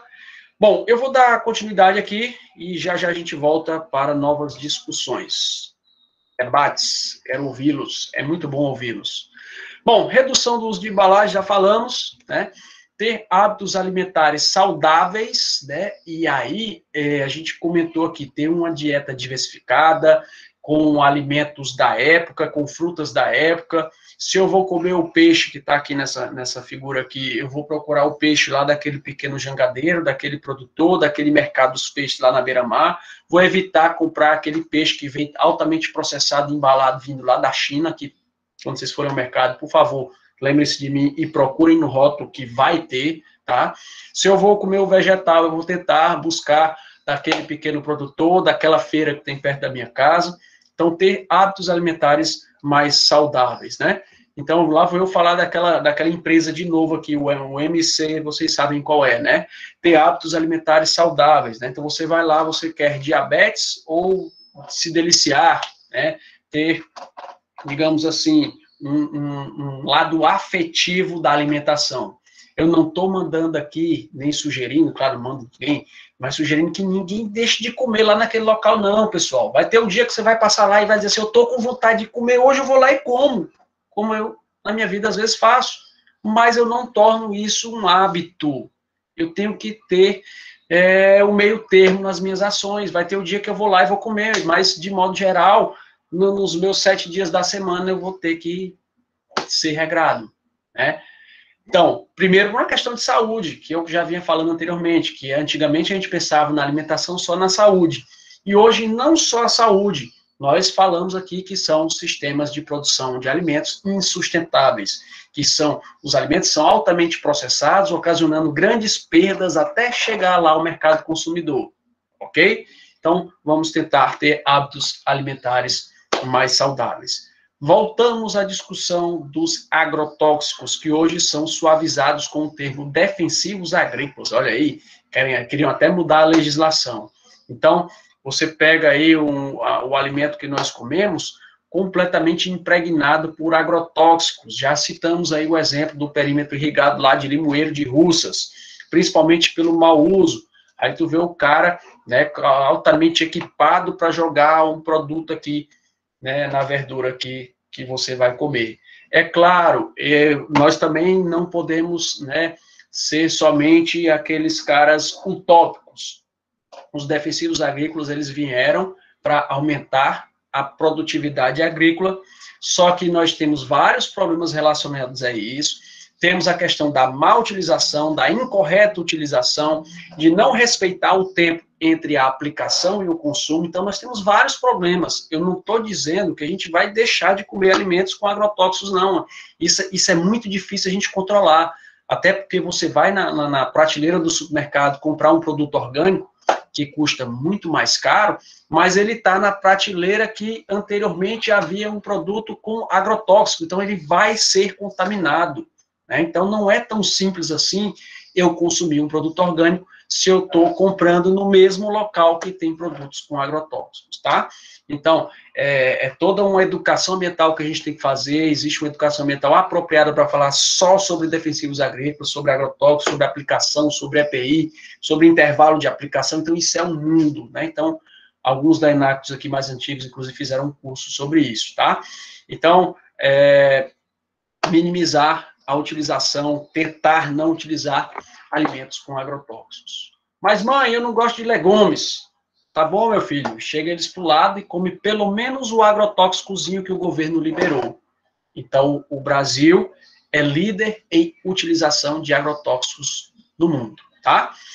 E, além disso, vários que são proibidos na União Europeia, como já falei, são legalizados e facilmente empregados aqui no Brasil. Sem contar nos contrabandos, agrotóxicos que são proibidos aqui no Brasil, mas vêm diretamente do Paraguai pela fronteira, porque passa de tudo, como os senhores bem sabem. Então, a gente não vai conseguir controlar isso tão cedo, a gente vai conseguir controlar ou minimizar com ações de educação ambiental, com alterações do nosso cotidiano, tá bom? E 10º, vou falar o 10º, depois volto para ouvi-los, governança responsável e eficaz. Quem assiste às minhas aulas sempre me vê falando de política, eu nunca vou me posicionar, eu voto no A, no B, eu não sei, mas nós vamos discutir política na minha aula, tá? Então, quando eu voto naquele cara, o que ele está fazendo pelo meio ambiente, o que ele está fazendo pela minha comunidade, o que ele está fazendo para o bem-estar social, né? Eu tenho que cobrar daquele governante, eu não vou ser um eleitor que vai trocar o meu voto pelo milheiro de tijolos. Como é que eu vou cobrar desse cara depois se eu fui facilmente comprado? Então, quais são os projetos dele na área de meio ambiente? Então, hoje, existem pessoas novas na política que estão entrando, né, nessa temática do meio ambiente e estão tendo sucesso. Então, busquem pessoas que incentivam projetos na área de meio ambiente. Alimentação e agricultura sustentáveis requerem mecanismos de governança responsáveis e eficazes. Estímulo à produção e ao consumo sustentável dos produtos, viabilizando a adoção de boas práticas e de inovações tecnológicas mais eficientes, tá? Bom, deixa eu voltar para cá, ouvi-los. Perguntas, comentários? Tem aqui, Franklin, gerou muitas discussões bacanas, inclusive, sobre o tema anterior. E aqui, o Vinícius, ele perguntou, Franklin, quem é que fiscaliza a utilização dos agrotóxicos? Então, vamos lá, Ministério da Agricultura, principalmente, tá? Então, como é que funciona? Vou falar basicamente, que a gente não se estendeu, o tema aqui não é o foco principal, mas para você utilizar um defensivo agrícola, um agrotóxico, você precisa ter um receituário agronômico. O agrônomo vai lá na sua propriedade, identifica qual é a patologia, o que precisa ser corrigido, e te dá um receituário agronômico. Você vai lá na casa de produtos agropecuários, leva a receita, ela fica retida, você vai utilizar o defensivo agrícola, com nota fiscal, com tudo, e, posteriormente, quando você terminar esse frasco, você vai ter que devolver a embalagem lá onde você comprou e vai ter uma cadeia de logística reversa para levar essa embalagem. Então, vejam como, na teoria, tudo é bonito, né? Mas eu garanto aos senhores, tá? Que se qualquer um aqui das 100 pessoas presentes aqui for numa casa veterinária e falar assim, numa casa agropecuária, eu quero um agrotóxico para matar isso. Aí o balconista vai olhar para o lado assim, você quer nota? Eu já presenciei, tá? Não quero nota fiscal, não. Aí ele fica desconfiado, olha para um lado, olha para o outro, tá aqui, ó, tu pega isso aqui, tu usa tantos ml por litro que vai dar certo. Qual o conhecimento que aquele balconista tem? Nenhum. Então, por isso que nós temos uma cadeia de utilização de agrotóxicos totalmente incorreta, com dosagens incorretas, com intervalos de aplicações incorretas, sem utilização de equipamentos de proteção individual. O cara bota o agrotóxico juntamente com a água no balde, mexe assim com o braço, ó, mete o braço dentro do balde. Então, se você colocar na internet, você vai ver várias coisas relacionadas a isso. Tá bom? Então, basicamente, era isso sobre agrotóxicos. Perguntas? Franklin, aí a Maria Sabrina, ela disse assim, é aquela coisa, ou eu como sem agrotóxico, ou eu como com bicho. Eu acredito que não seja bem por aí, né? Já que a gente vê a questão das agroflorestas, enfim, né? O funcionamento delas, mas acho que você tem mais propriedade para discutir sobre Existem o tema. mecanismos naturais de controle de pragas, né? Então, você utilizar óleos naturais, fazer a coleta manual, e quando você tem uma agrofloresta, imagine o seguinte: você tem a sua planta lá de feijão, mas você tem uma planta nativa da região, que aquela borboleta, ao invés de escolher o seu feijão, vai escolher uma planta nativa da região. Se você retira toda a vegetação e tem só o seu feijão, a borboleta vai onde? No seu feijão, e vai depositar uma larva lá que vai comer tudo. Então, os sistemas agroflorestais acabam tendo menos danos porque existe uma biodiversidade, né? E aí aquelas pragas acabam atacando, entre aspas, as plantas nativas que já coevoluíram com aquelas pragas e não vão ter danos alguns. Beleza? Então, às vezes a gente tem esse pensamento que se eu não jogar o veneno vai acabar tudo. Não é bem por aí, mas você precisa ter um manejo muito mais intensivo para que se consiga produzir, né, sem a utilização dos defensivos agrícolas. Ok? Perfeito. Professor, além disso, a gente tem aí muitas pesquisas relacionadas aos biopesticidas, muitas pesquisas relacionadas ao bioestimulantes, que são áreas extremamente importantes hoje para o meio ambiente. Então, de se pesquisar, de se atrair isso, enquanto outros países do mundo estão reduzindo seus números de agrotóxicos, estão aí aderindo a essas técnicas mais ecológicas, isso é uma forma da gente se manifestar, da gente ir contra essas questões do governo, ficar mais atento a isso, porque o Brasil tem a tendência aí, né? Muitas pessoas falam que o Brasil futuramente vai ser o celeiro do mundo, e se o Brasil está partindo para ser o celeiro do mundo, a gente deve sim se preocupar com as nossas florestas, com as formas que estão sendo plantados esses alimentos, e de fato aí para a gente se conscientizar. Perfeitamente, Jefferson. Comentários, perguntas? Tem só uma aqui da Vitória, e aí acho que a gente consegue dar continuidade. Não sei se o Pedro ia falar, mas só um minutinho. A Vitória, ela disse assim: a maior parte dos nossos alimentos vem dos pequenos agricultores, certo? Podemos Sim. dizer que eles utilizam mais agrotóxico que os latifundiários? Vamos lá. Aí é aquela ideia da pirâmide que a gente estava falando lá. Compara do pequeno produtor, mas ter uma certa ideia de que tentar fiscalizar o processo produtivo de que ele não utiliza o agrotóxico, tá? Isso eu não tenho garantias, claro, né?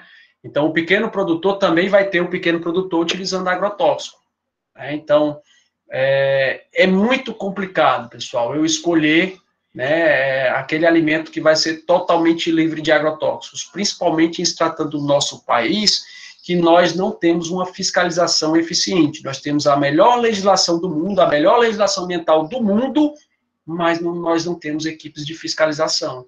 Então, nós falamos, inclusive, o exemplo do agrotóxico, tá?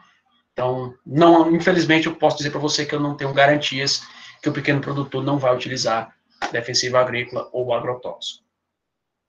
Ok? Perfeito, Frank. Eu não sei se o Pedro Henrique queria falar, que acho que ele abriu, né? A gente dá continuidade depois dele. Pedro? Dá para escutar? Perfeitamente. Pronto. Aí nesse slide, tá tipo assim, 6 dicas para alimentação sustentável para ajudar o meio ambiente. Evite o uso de embalagens. Pronto. Normalmente, quando a gente vai para o mercantil, fazer uma compra, a gente bota aquela sacola de plástico.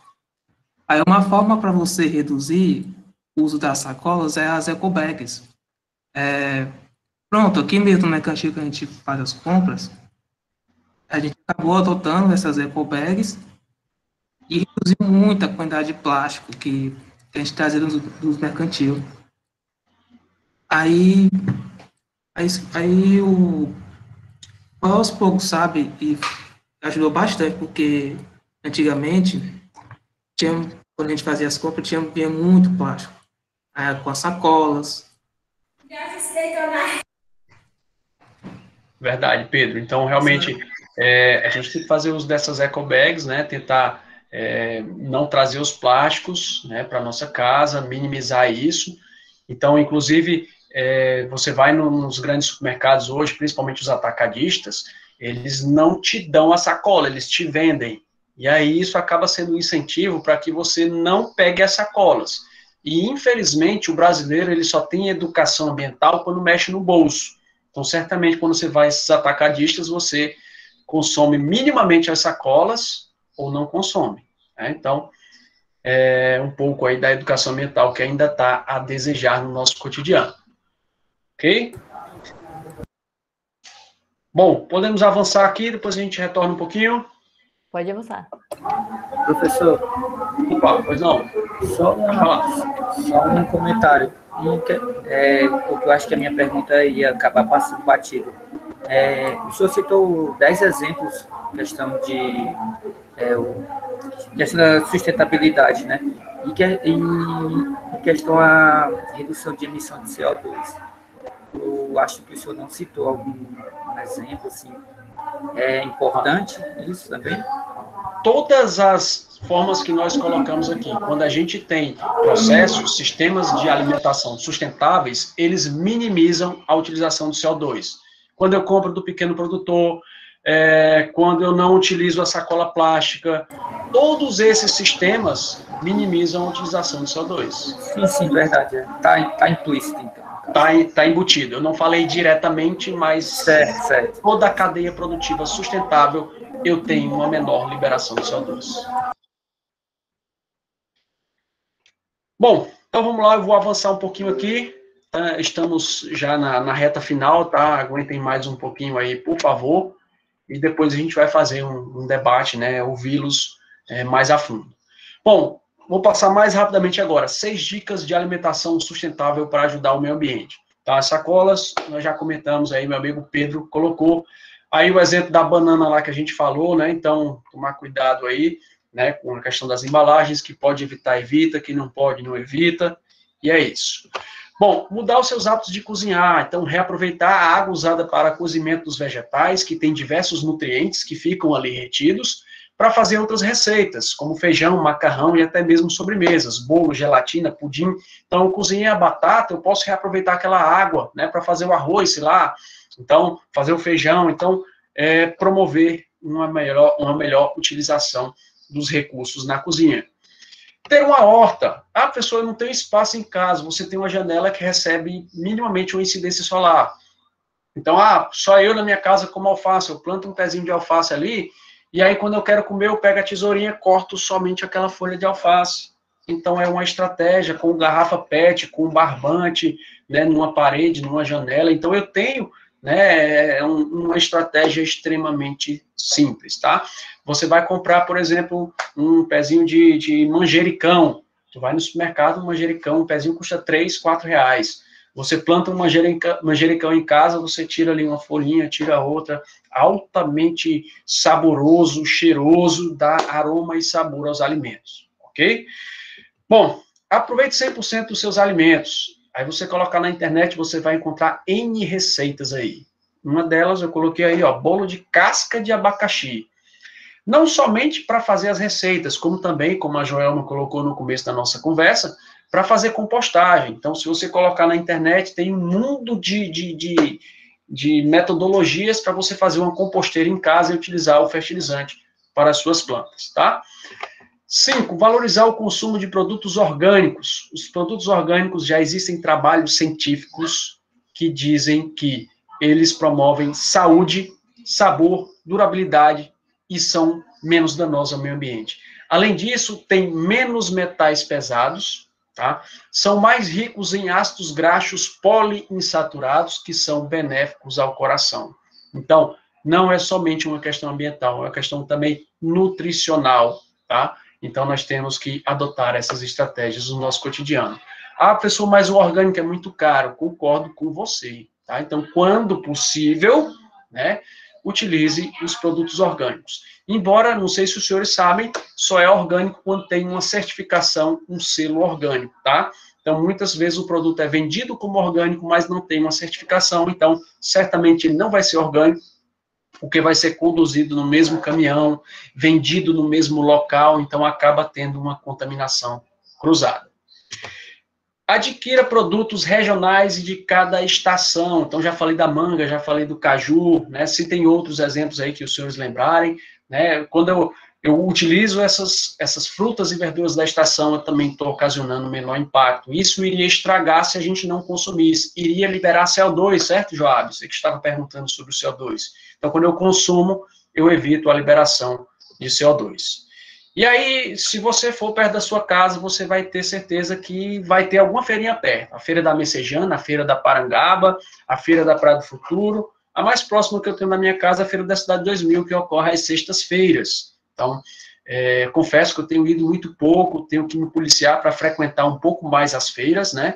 Ela funciona somente às sextas-feiras. Então, ó, quando eu consumo aqui desse pequeno produtor, eu evito aquele exemplo que eu dei lá do caminhão, que veio lá da região sul-sudeste do país, emitindo CO2, consumindo pneu, sendo altamente danoso ao meio ambiente, produtos que vão ser compactados, esmagados e não vão servir mais. Quando eu compro do pequeno produtor, eu minimizo esse ponto aí, tá?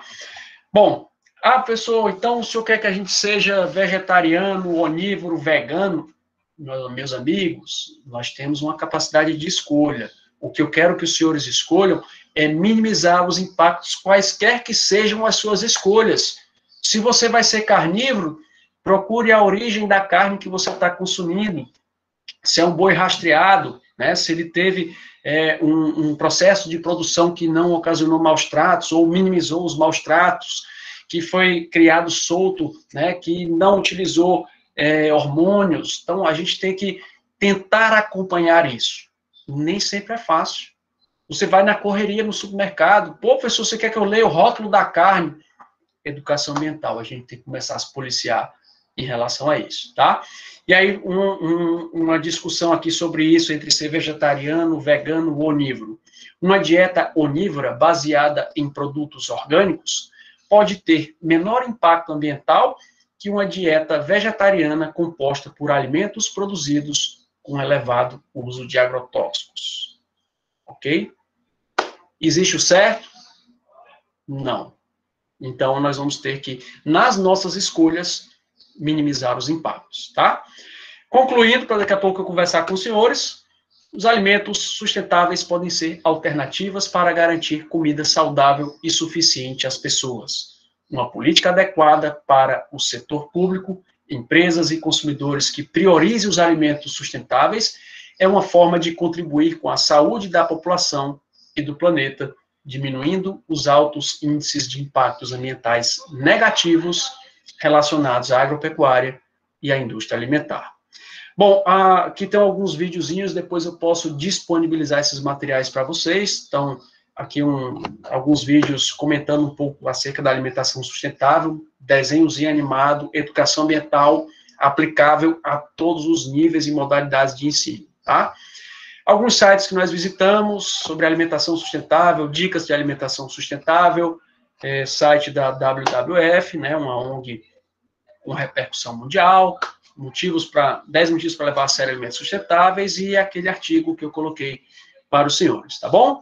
Então, agradeço muito a atenção dos senhores, disponibilizar aqui quase 2 horas da nossa noite para a gente conversar um pouquinho aqui sobre os alimentos sustentáveis, sobre os sistemas de alimentação sustentáveis, tá bom?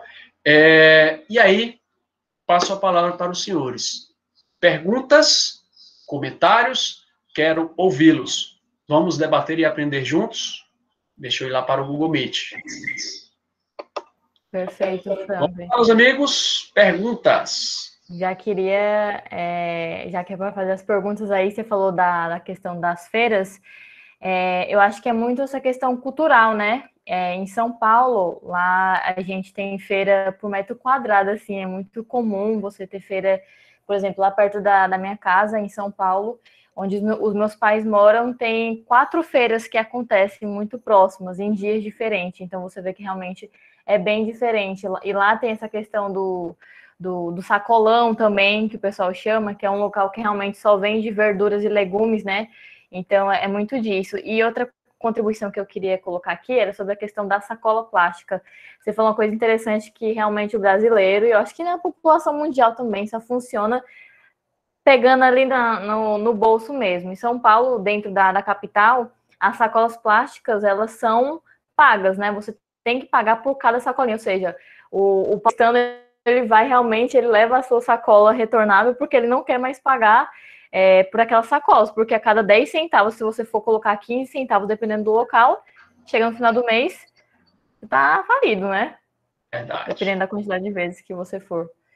E já agradecer também pela sua disponibilidade, por você ter topado. Eu acho que é um tema muito enriquecedor, na toa, que gerou vários debates aqui, a galera dando várias receitas aqui, inclusive, sobre alimentação, achei sensacional. Então, muito obrigada por topar esse momento com o time. E aí, se o senhor quiser, a gente pode parar a gravação e a gente ter esse momento final fora, né? Para a gente ter esse momento de discussão. Depois a gente finaliza. Pronto, então eu vou deixar aqui primeiro, antes da gente finalizar a gravação, mas vamos manter aqui pelo menos mais alguns minutos online. Quero agradecer, eu estou vendo aqui os comentários proferidos à minha pessoa, bondade de vocês, tá? Então, realmente é um prazer estar aqui conversando com vocês. Quem me conhece sabe que eu gosto muito do tema e me sinto muito à vontade para falar, tá? Então, obrigado pela presença de cada um de vocês. Espero que tenha acendido uma luzinha em pelo menos algum ponto que você faz na sua vida cotidiana e a gente possa ajustar isso aí, tá? Então, como processo de finalização, vejam aí o último slide, tá? Antes da gente encerrar a gravação e depois a gente volta para ouvi-los. Lembrando, foi colocado aí um link para que os senhores possam validar a presença de vocês, colocar um contato aí para que a gente possa nos aproximar novamente, tá? Então, preencham, por favor, o formulário. E daqui a pouco eu quero ouvi-los acerca do seguinte, que vocês comentem, né, acerca dos seus sistemas alimentares, evidenciando o que há de mais sustentável e o que há de menos sustentável. Além disso, quais as atitudes que você pode adotar para tornar o seu sistema alimentar mais sustentável. Bom, então é isso, né? Finalizamos aqui a gravação e continuamos aqui a nossa discussão com os senhores. Muito obrigado a todos e estamos aí. Um prazer. Obrigada, professor. E aí, galera, preenche o formulário aí, por favor, tá? Para a gente poder dar essa validação. E aí, quem quiser falar, fica à vontade. Mas, Cindy, faz o gerenciamento aí, por favor. Joelma, teu microfone está um pouco ruim. Perfeito, deixa eu dar uma olhadinha aqui. Professor. Tá todo mundo elogiando? Pronto, Joab, fica à vontade. Quem quiser ficar à vontade.